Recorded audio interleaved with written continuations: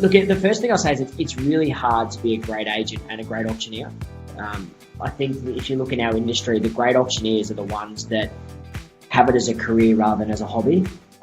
Because like anything you do as a hobby, you're never going to be as good as someone who treats it as a career and is spending 7 days a week, 10 hours a day, perfecting it in one way or another.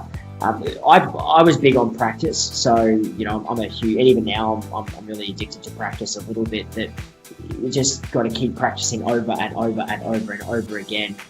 Our currency that we deal in is words, but our actual foundation of what we do is numbers.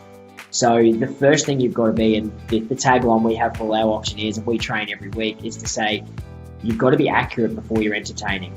It's no good if you're up the front and you're cracking 400 jokes and you're making people laugh and everyone thinks it's a great comedy show if you're forgetting every second number, or you're making a mathematical mistake that's going to cost someone money and leave yourself in a position where you could get legally pursued at the end of the auction. So the numbers one is a big one for us. The auctioneers, and I know there's a couple of auctioneers that are hopefully watching in, adding up a deck of cards. So we get a deck of cards and your aces are 1, your face cards are 10, and we'll sit there and add them up and see how quickly you can get through that. So if you can get under a minute, you're doing really well. If you get under 30 seconds, you're really kind of top of the tree sort of thing. So I was always decent at maths, but I think through practice I've managed to get better, better than I probably, not that I need to be, but better than I would have been without that same level of practice and commitment to it. You've got to just practice religiously. So get in the shower, call an auction, if you've got a partner or a husband or a wife or a girlfriend or all of the above, then get them out there and get them to throw some bids at you, get them to throw some curly questions at you, because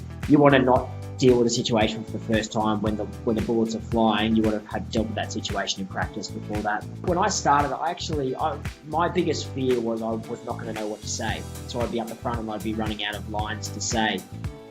So I actually wrote down a whole page of one-liners. Some better than others, some fairly cliched, some were original, some I never used. And I actually had it in the shower. I tend to do a lot of my work in the shower, Samantha, for some reason.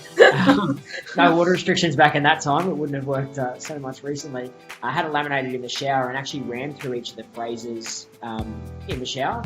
And I'd get in the flow of saying a phrase, saying where the bid was at, saying a phrase, saying where the bid's at, saying a phrase, saying where the bid's at. And that's really how you structure your auction. You basically, without going too deep into auctioneering, you have your baseline, which is the figure, which is where you hear auctioneers say, at 350,000, and then you'll say a line, and you'll come back to your figure. So that's what you want to practice, is having a number, whatever number that might be. So at 350,000, gee, sir, it'd be great to have you bidding and buying here today. At 350,000, well, it's such a nice day. Imagine that day getting better if you bought this property. At 350,000, that's not some of my best work, and you keep coming back to that baseline sort of over and over again.